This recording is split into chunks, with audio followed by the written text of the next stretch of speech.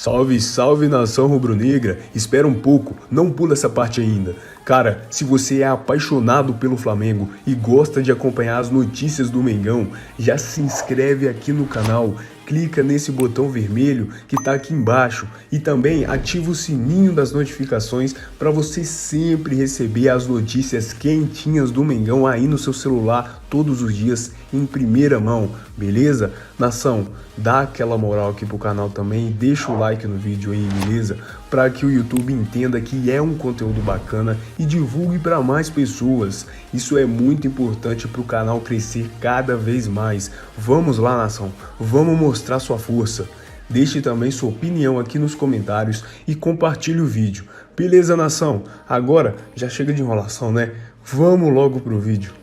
É difícil imaginar que haverá grandes mudanças porque o nível da arbitragem não é dos melhores e porque a própria CBF, que deveria cuidar disso, não faz uma cartilha ou um documento dizendo quais são os critérios para cada tipo de lance e divulga isso abertamente para que todos nós tenhamos como referência, não nesse tipo de jogada, porque ou a bola bate no braço ou não bate no braço.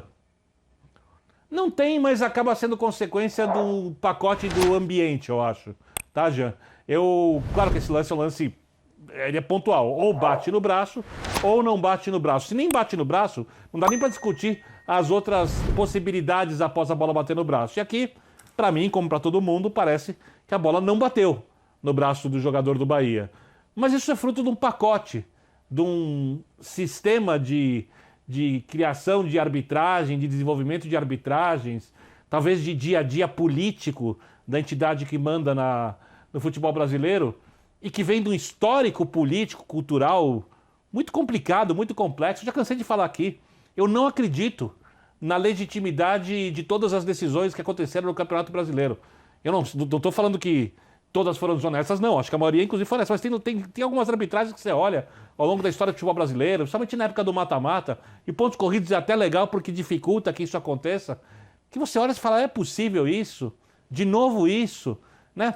Mas como a gente fica aqui só olhando, sem ter nenhuma coisa para afirmar, a gente, ok, foi campeão, perfeito, se classificou, perfeito. Então, o Brasil e a arbitragem tem uma coisa muito complexa. Por isso eu vou repetir pela enésima vez.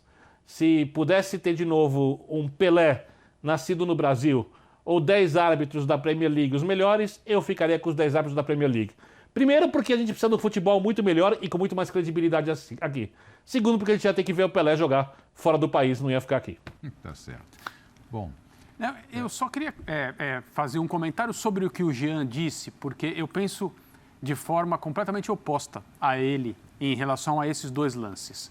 E quais são os lances? O lance do impedimento do Gabriel Barbosa em Chapecó e o lance de hoje.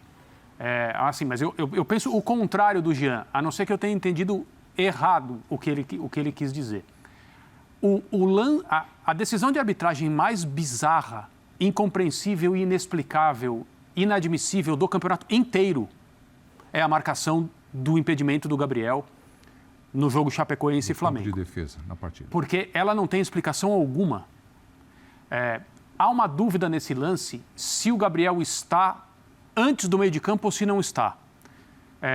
Dependendo do ângulo, dá para ver que o pé dele está na metade do Flamengo, então não tem impedimento, mas não é pelo pé. Mas tinha um jogador no centro dando condição para ele. Sim, então, mas esse lance teria que ser verificado, certo? Para ver se havia impedimento ou não. Não é um lance isso é folgado assim. Não é folgado. Isso é uma coisa. A outra coisa é o lance ter sido paralisado quando a determinação é para seguir. E esse é um grande problema ainda, porque em lances que são fáceis, 4, 5 metros, às vezes a gente vê no mundo inteiro, a jogada segue, todo mundo sabe que vai parar. O trio de arbitragem... Grita gol, sabe que não vai valer. E você fala assim, alguém um dia ainda vai se machucar por causa disso aí, evita, né? Foi tão simples. E nesse caso não era isso. Então foi um caso de desconhecimento da regra do jogo e é isso que é inexplicável, inadmissível e inaceitável. No lance de hoje, o árbitro em campo e depois no VAR achou que a bola bateu na mão. E só ele pode explicar por que ele achou que a bola bateu na mão. Mas essa é a leitura André, do lance. E é por isso que, só para eu concluir, é por isso que eu falo que áudio de VAR não resolve, não explica, não esclarece absolutamente nada. Mesmo porque há lances há jogos em que o VAR não atua. Em Chapecoense e Flamengo não houve VAR, então não haveria áudio nenhum. O que vai... É óbvio que nós precisamos profissionalizar a arbitragem. A credibilidade da arbitragem brasileira está absolutamente em questão há muito tempo e muita coisa precisa acontecer. Mas se houvesse uma novidade que poderia ser implementada agora, imediatamente, esses caras precisam dar entrevista após o jogo e explicar suas decisões, para que pelo menos a gente tenha uma resposta sobre essas decisões. Nós vamos debater tudo isso. Eu sei que vocês já estão loucos para debater e todo mundo tem vários argumentos para discutir. O Jean vai querer falar mais uma vez, todo mundo vai debater. Mas eu quero antes colocar aqui a Renata Ruel, que é a nossa especialista de arbitragem, que participou do Sport Center. Vamos ver o que disse a Renata Ruel a respeito desse lance que a gente está discutindo. Vamos lá, Renata. Para mim é claro que bate no peito, pega entre peito e ombro. Para mim é claro que não é pênalti. Por mais que a gente tenha o ângulo de trás, que dá uma sensação, ele tá com o braço aberto, mas ele tá tirando o braço. E para mim pega claramente no peito com o ombro e não bate no braço, o que é importante a gente falar aí. Ele deu pênalti no campo de jogo. O VAR só poderia chamar se tivesse um erro claro e óbvio. Se o VAR chamou, o VAR já entendeu que tinha um erro claro e óbvio, que não era pênalti, que não toca no braço. Para o VAR, a equipe do VAR entendeu como imagens claras de que não houve mão, porque senão o VAR manteria a decisão do campo. Nós tivemos erros nesse Campeonato Brasileiro? Nós tivemos. Mas, para mim, este erro do Campeonato Brasileiro é o mais absurdo até aqui. Bom, erro grave. Todos vocês falaram, destacaram. Para mim foi um escândalo o que aconteceu hoje com essa arbitragem do Maracanã. O André vai dar sugestões aqui de árbitro falar. Eu sugiro até, tá vendo o tamanho desse telão aqui, ó? Sabe aquele monitor que ele vai ver do VAR? Talvez seja pequeno. Coloca um telão desse aqui para você ver o peito do Conte. Onde é que começa o braço na arbitragem? Você fala, bateu aqui no peito, não é braço. Se bate aqui no ombro, não é braço. Aqui, ó. Não é braço. Da axila para baixo, aqui, ó. Isso aqui é braço, aqui é ombro, aqui tá valendo. Não é possível. O seguinte, com a bola rolando, na velocidade do jogo, o movimento do jogador do Bahia, do Conte, é um movimento de quem está buscando abrir a extensão ali, até porque ele está saltando, ninguém salta com a mão no bolso, então ele está bem aberto. Se bate no braço ali, é pênalti, acabou. O árbitro, com a velocidade do jogo, se nós não tivéssemos a análise pelo VAR e a possibilidade de se analisar isso lá na beirada do campo, eu lamentaria, mas entenderia que o árbitro foi traído na hora, ele viu muito rápido e achou que foi braço. Ok, a gente estaria lamentando. Como existe o VAR, não pode acontecer o erro. Com o árbitro assistindo ali, Concordo. esse tipo, nós não estamos discutindo... O monitor é muito pequeno? Nós não estamos discutindo interpretação. Isso não é interpretação de foi braço ou não foi braço. Interpretação é outra coisa. Aqui é enxergar ou não enxergar. E ele não enxergou. Ele foi convicto e é engraçado, né? Porque geralmente os árbitros que são chamados ao VAR, você tem um percentual bem pequeno de árbitro que peita o VAR. Que mantém a sua decisão. decisão. Que mantém sua decisão. E esse manteve num dos maiores, se não o maior erro do campeonato. E aí vamos ver o que é a arbitragem na CBF. CBF está largadona, né? Então vamos ver qual é a conversa. Só espero que eles não coloquem no site o que foi marcado, a regra, e ainda digam que o árbitro acertou. O Jean quer falar. Eu só quero deixar uma coisa clara também para todo mundo, que nós estamos discutindo o quê? Arbitragem. Não estamos discutindo nem Flamengo e nem Bahia, enquanto. Mas tem bastante coisa para falar sobre isso. Sobre isso. Mas por enquanto nós estamos falando de arbitragem. Flamengo e Bahia nós vamos falar depois. Isso, porque esse lance influenciou na partida e em disputas que geraram cartões. Cartão vermelho. Claro, vermelho. Passa do limite agressão, aqui, passa do limite ali. Isso. Então, aqui é a ignição uma série de problemas. Você ligou, faísca. E até uma possibilidade anunciada publicamente na conta oficial do Twitter do Bahia, que houve, no intervalo, uma dúvida sobre voltar ou não para o segundo tempo. Exato. O que também não resolveria absolutamente nada, vamos deixar bastante Ficaria claro até pior. isso. Diga, Jean.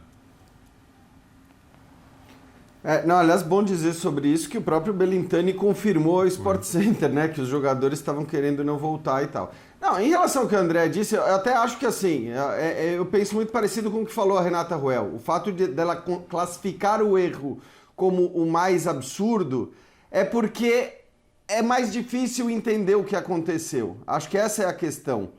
Porque que os dois erros são bizarros? Óbvio que os dois são bizarros. Mas a gente compreendeu muito bem o que aconteceu em Chapecó, qual foi o erro da assistente, que inclusive estava nervosinha para levantar a bandeira com velocidade. Não sei, querendo dar a resposta para quem, mas estava com a bandeira nervosa ali, né? Subia, descia, subia, descia. Tinha sido marcado o impedimento do Flamengo num lance anterior, já que não tinha acontecido, ou que pelo menos a gente não tinha certeza. Então, é muito claro o que aconteceu naquele caso. Uma pressa em marcar ou demonstrar que tinha visto o impedimento que ela não tinha certeza que teria acontecido.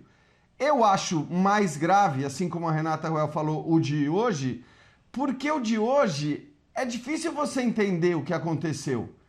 É difícil, a partir do momento que todo mundo, todas as pessoas que viram essas imagens, todas, né? Eu não vi uma manifestação contrária nesse sentido.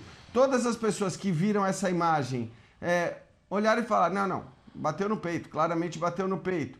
Como disse a Renata Ruel, na hora que o árbitro é chamado, é porque a equipe do VAR teve também certeza, ou pelo menos deveria ser assim, que a bola bateu no peito.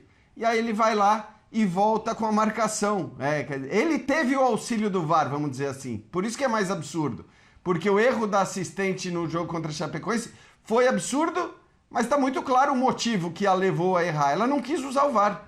Quando você abre mão do VAR, evidentemente, as suas chances de errar elas se tornam muito maiores. Aqui você teve a utilização do VAR e ele acabou, evidentemente, errando. Está muito claro para todo mundo. Eu só destacaria, para encerrar em relação a esse episódio, Prieto, o fato de que tem muita gente falando em benefício ao Flamengo, e claro que de alguma maneira, né, o lance em si beneficia o Flamengo, mas por conta da tabela do campeonato, esse lance ele significa muito, mas muito mais um prejuízo ao Bahia, que está numa briga ferrenha e muito clara ali para não cair, para não ser rebaixado, do que um benefício ao Flamengo, que tudo bem, pode até ter tido eventualmente o benefício desses pontos, mas dificilmente esses pontos vão fazer alguma grande diferença. Podem fazer na briga do segundo pelo terceiro lugar, mas pelo título acho que todos concordamos que não vai mudar muita coisa. Então, é muito mais, até para quem gosta das teorias conspiratórias, e eu obviamente não estou assinando nenhuma teoria conspiratória, mas para quem gosta das teorias conspiratórias, não faz sentido nenhuma teoria conspiratória dizer que isso é uma teoria conspiratória a favor do Flamengo, né? Convenhamos, porque o título do Campeonato Brasileiro, a gente falou isso ontem, Preto, já está mais do que encaminhado, já está nas mãos do Galo. Jean, uma curiosidade contigo. Quem viu os jogos do campeonato com atenção sabe que alimentar qualquer teoria conspiratória pró-Flamengo nesse campeonato é completamente sem lógica. Mas você não acha compreensível quando o torcedor, conhecido o histórico do futebol brasileiro, alimente teorias conspiratórias? Lógico que tem algumas malucas, mas tem algumas que sei lá, talvez em algum momento tenham feito sentido, mesmo que sejam só teorias e não confirmadas na prática. Eu acho que é essa a questão. Eu acho que é normal que se alimente no futebol brasileiro. Faz parte da cultura do futebol brasileiro por conta de situações criadas pelo próprio futebol, você não acha? Eu acho, e eu não acho que é só pelo próprio futebol. Inclusive, já escrevi isso há muito tempo no blog. O torcedor, ele tem todo o direito de desconfiar da honestidade dos árbitros. Porque a gente está num país em que a gente vê a desonestidade em todos os lugares, né? Em todos os lugares com, vamos dizer, a conivência do poder público, de certa maneira, com a impunidade. Então, a desonestidade, ela está em quase todos os setores, se não em todos os setores da sociedade brasileira. Por que ela não pode estar também na arbitragem? Então, eu estou de acordo com você. Acho que desconfiar faz parte e é necessário. Mas, de fato, olhando para o que é o campeonato, pela quantidade de erros, para os benefícios e prejuízos para cada um, neste campeonato especificamente, tá? Eu estou falando desse campeonato. Pelo menos até aqui, eu não consigo ver, né, uma intenção clara de prejudicar X ou beneficiar Y nesse campeonato brasileiro. Só para completar, antes de passar para o estúdio, eu quero deixar bem claro que eu acho que os árbitros, hoje, são mais vítimas do que culpados, tá? Eles são vítimas da falta de preparação ideal para que apitem e de um ambiente extremamente politizado numa atividade que deveria ser meramente profissional, onde a parte política, o lobby, não deveria existir bancada da bola, não deveria existir preferência por candidato X ou Y, de federação Z ou X para substituir candidato de CBF. Não deveria existir nada disso. O futebol deveria ser administrado como uma atividade que tem em si a paixão e vamos torná-la a melhor possível para todas as pessoas que gostam do futebol. Então, os árbitros, é bom que isso fique claro, porque é muito fácil dar pancada em árbitro X ou árbitro Y. Os árbitros, para mim, eles são vítimas da situação.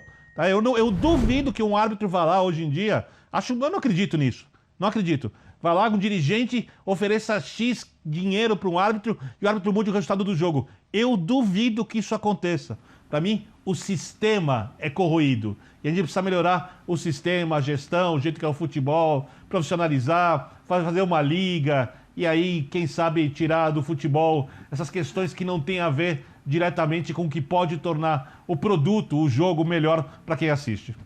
Aliás, a quase moribunda ideia da Liga hoje ganhou mais um motivo para permanecer no sarcófago, né?